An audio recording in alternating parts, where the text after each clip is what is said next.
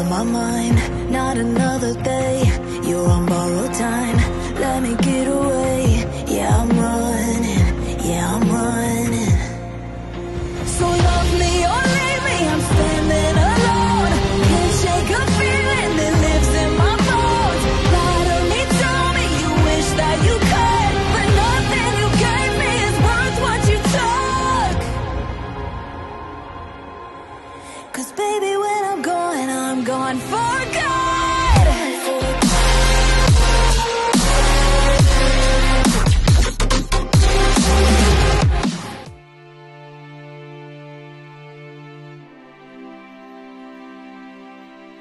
Melanjutkan dari kisah sebelumnya. Pada saat ini ketika situasi Feng Xi terpojok, Xuan Huang dan yang lainnya muncul untuk menahan serangannya.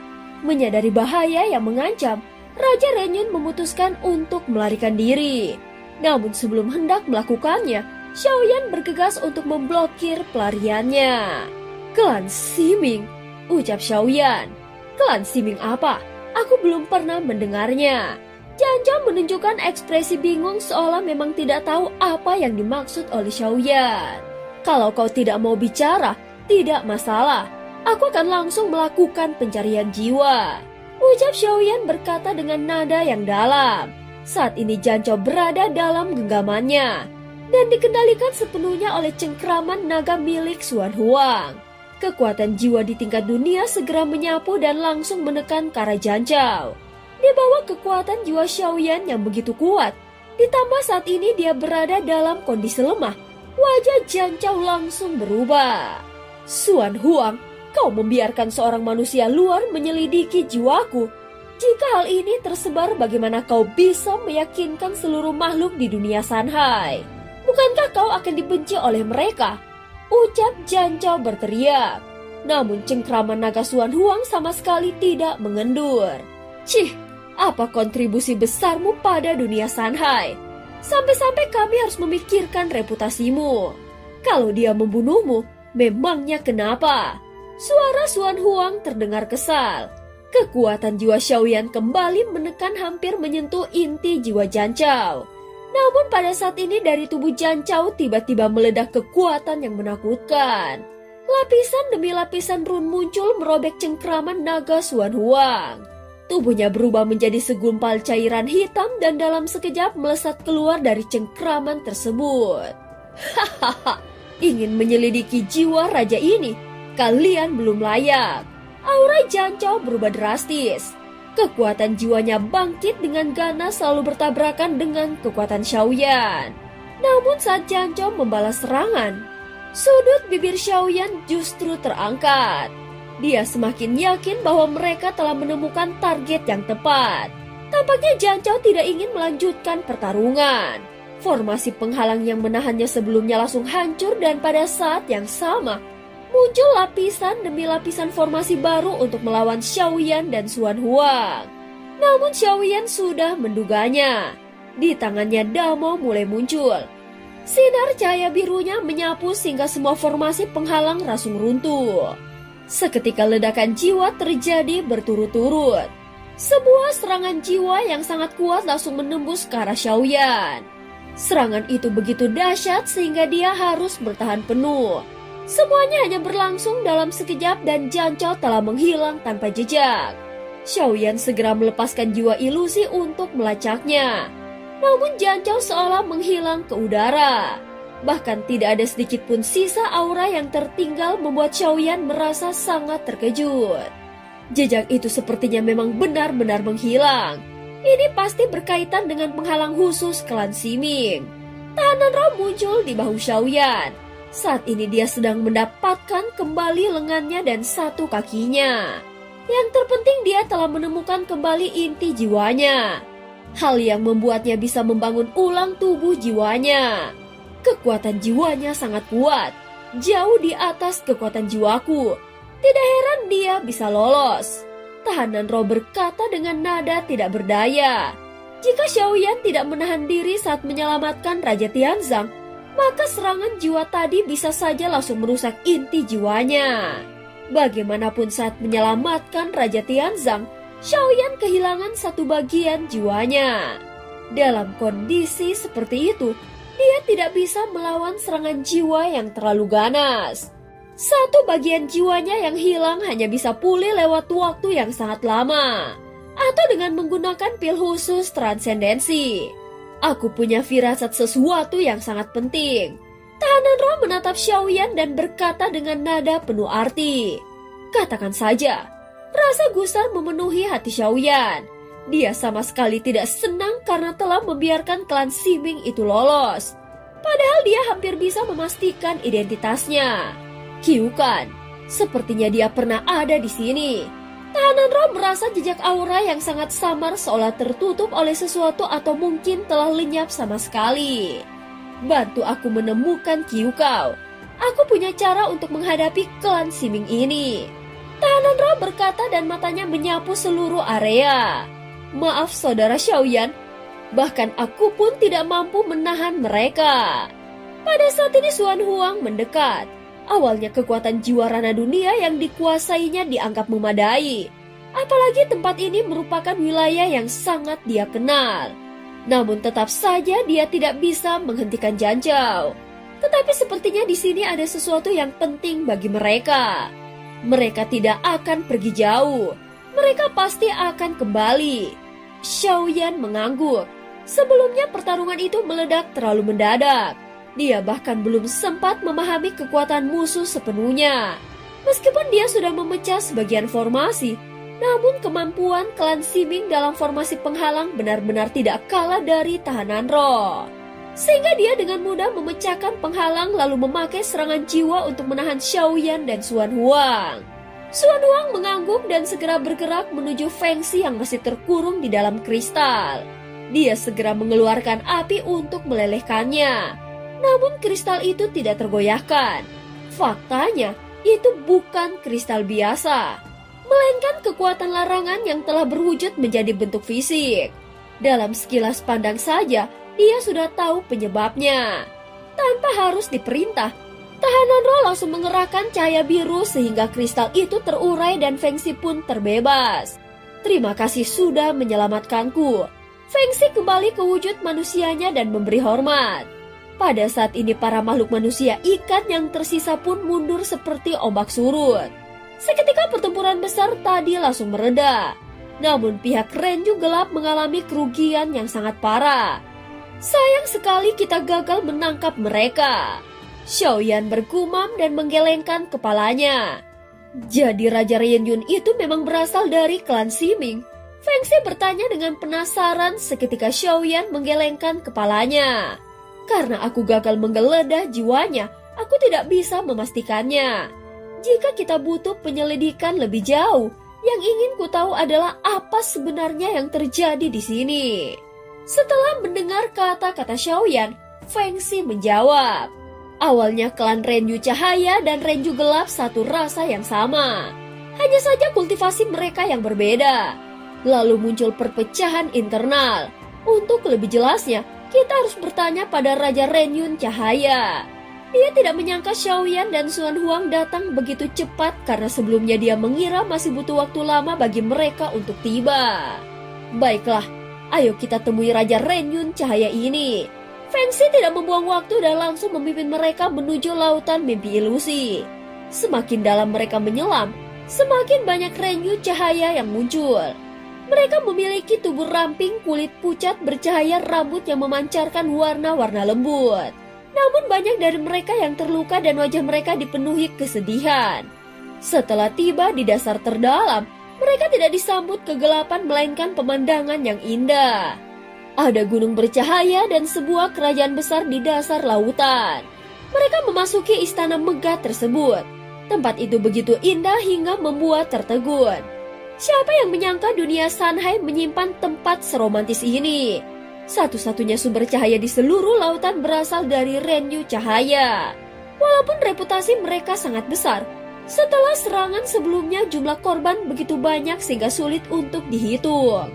Pada saat ini di dalam istana ada sebuah singgasana bercahaya dan tampak sosok perempuan di dalam bayangan. Di sekitarnya ada pelayan Renyun yang sedang melayaninya.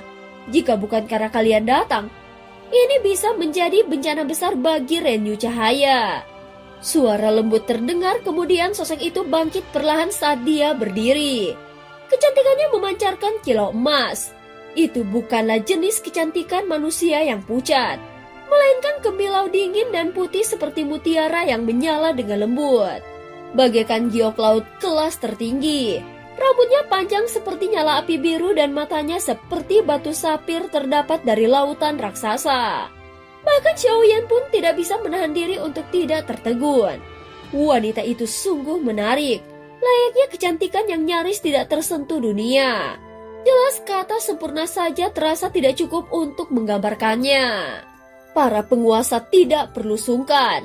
Terimalah hormatku, ucap wanita itu dengan lembut.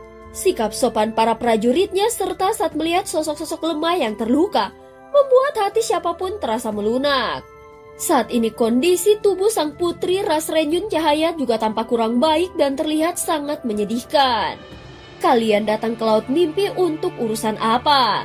Jika Ras Renyun Cahaya dapat membantu, kami tidak akan menolak. Suara sang putri begitu lembut dan suaranya jatuh ke telinga seperti kapas halus yang menyentuh hati. Renyu gelap. Para kultivator tubuh sebenarnya mereka bukan ras yang brutal. Kenapa bisa seperti ini? Suan Huang bertanya dengan bingung. Aku juga tahu walau kami sesama ras, tetapi sudah ratusan tahun tidak pernah berhubungan dan kini mereka tiba-tiba menyerang. Putri Ras Renyun Cahaya menggigit bibirnya dan menggelengkan kepalanya pelan. Lalu di mana ayahmu?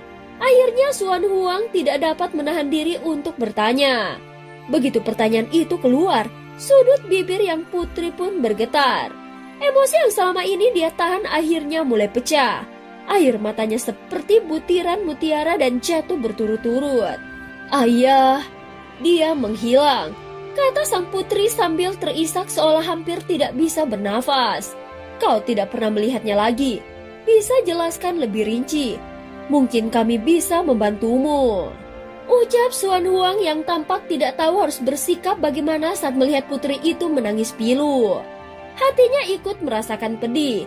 Sepertinya perasaan yang ditekan selama ini telah mencapai batasnya. Sudah ratusan tahun ayah tiba-tiba menghilang tanpa jejak. Sang putri berkata di tengah alisnya. Apakah Ras Renyun memiliki sesuatu? Seperti peninggalan yang mungkin membuat mereka mengincar kalian? Tanya Xiaoyan dengan ekspresi penasaran. Pertanyaannya itu membuat sang putri terdiam ragu. Dia tampak bimbang tidak tahu apakah harus mengatakannya atau tidak. Saat ini beberapa pengawal muncul dari kejauhan lalu menarik tirai air berwarna putih. Putri, Ras Renyun gelap kembali lagi. Mereka langsung melaporkan segera semua prajurit Ras Renyun Cahaya telah dikerahkan termasuk beberapa yang terluka. Namun tidak ada satupun yang mundur. Ketika sebuah ras berada di ambang kepunahan, maka mereka akan mengerahkan seluruh kekuatan tanpa memperdulikan harganya. Di dalam dunia yang luas ini, ada begitu banyak ras untuk bisa bertahan hidup, terutama bagi ras manusia air seperti mereka. Yang paling penting adalah persatuan bukan kekuatan individu. Mereka sungguh berani. Bawa aku menemui mereka. Suan Huang langsung mendengus, namun Xiaoyan justru mengerutkan keningnya. Serangan balik mendadak dari Ras Renyun gelap ini pasti tidak sederhana. Tatapannya kembali ke arah putri Renyu Cahaya. Jika kau masih menyembunyikan sesuatu, maka kami tidak bisa membantumu. Suan Huang pun ikut menatap sang putri. Baiklah, ikuti aku. Akhirnya putri itu berkata dengan tegas dan tanpa keraguan sedikit pun. Dia berbalik, tubuhnya bergerak anggun dan meluncur kejauhan. Adapun Xiaoyan dan yang lainnya segera mengikuti. Mereka menyelam melewati rimbunan rumput laut yang padat menuju bagian belakang istana bawah laut. Cahaya di sana tampak redup dan tekanan air semakin kuat. Tunggu, Xiaoyan tiba-tiba merasakan sesuatu. Tahanan roh melesat keluar dari tubuh Xiaoyan dan hinggap di pundaknya. Lalu matanya memancarkan cahaya biru. Setelah melewati rumput laut muncul cahaya merah samar.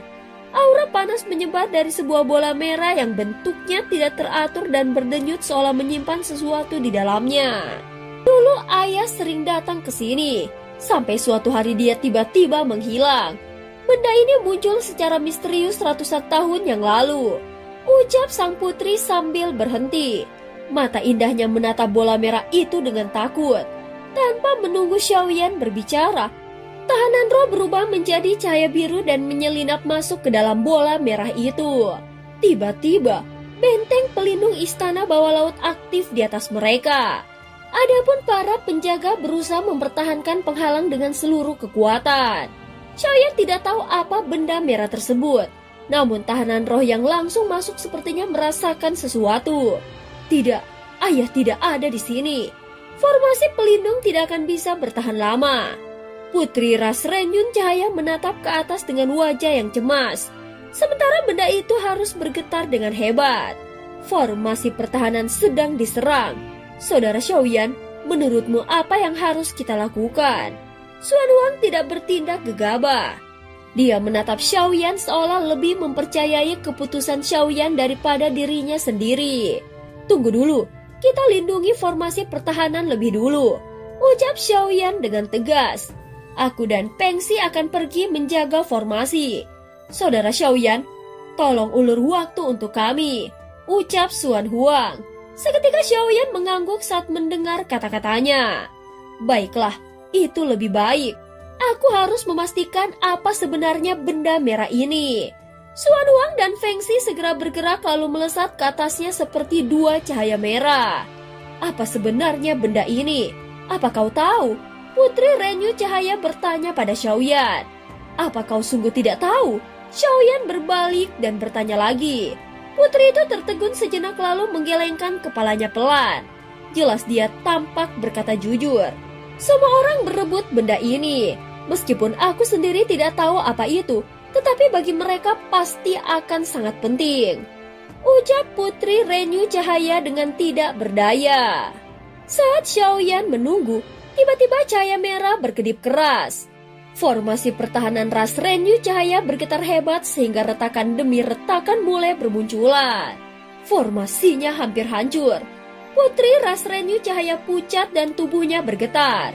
Dari kejauhan tampak lautan makhluk hitam pekat yang merupakan pasukan besar Ras Renyu gelap yang mendekat seperti tsunami. Saat berikutnya, formasi pelindung mereka akhirnya pecah. Awalnya puluhan, lalu ratusan anggota Ras Renyu gelap menerobos masuk. Saat melihat ini, Xiaoyan mengerutkan keningnya. Di bawah kekuatan jiwa ilusi yang mengalir di dalam dirinya, dia langsung merasakan puluhan aura kuat bergerak cepat ke arahnya. Aura mereka semakin mendekat. Tanpa ragu, tubuh Xiaoyan melesat maju. Dia menarik nafas dan mengumpulkan kekuatan di lengannya. Seketika satu pukulan dilepaskan. Kekuatan besar itu menyapu seluruh area lalu merobek habis rumput laut yang lebat. Dari kejauhan, kekuatan lain menyambut pukulannya sehingga keduanya saling bertabrakan. Akhirnya ketahuan juga. Sepertinya benda ini sangat penting bagimu. Terdengar suara dingin dari kejauhan. Sosok yang menahan pukulan Xiaoyan adalah salah satu raja dari Ras Renyun Gelap yang bernama Janchao. Seorang manusia luar sepertimu berani mengancam raja sepertiku. Kalau bukan karena Xuan Huang yang membantumu, kau tidak akan mungkin bisa menjadi lawanku, ucap Janchao mendengus dingin dan meremehkan Xiaoyan. Saat ini sepertinya Xuan Huang dan Feng Xi sedang ditahan oleh para penyerbu lainnya. Seketika aura Janchao melonjak tinggi. Segera sebuah trisula hitam tenggelam di tangannya dan ujungnya diarahkan tepat ke Xiaoyan. Xiaoyan menatap sekilas bola merah di dekatnya. Jadi langkah pertama yang harus dia lakukan adalah memastikan benda itu tidak direbut oleh musuh. Tiba-tiba kitab Dewa Iblis muncul dari balik tubuhnya. Dalam sekejap, berubah menjadi lapisan penghalang kuat yang melingkupi bola merah itu. Senior Raja Tianzang, Xiaoyan segera mengirimkan pesan transmisi suara jiwa. Potong jalur mundurnya, jangan biarkan dia kabur lagi. Jika kita menangkap satu saja, kita bisa menemukan petunjuk tentang patung reinkarnasi itu, ucap Xiaoyan dengan suara yang dalam. Dan cerita pun berakhir. Terima kasih udah dengerin Mihu dari awal sampai akhir ya. Sampai jumpa.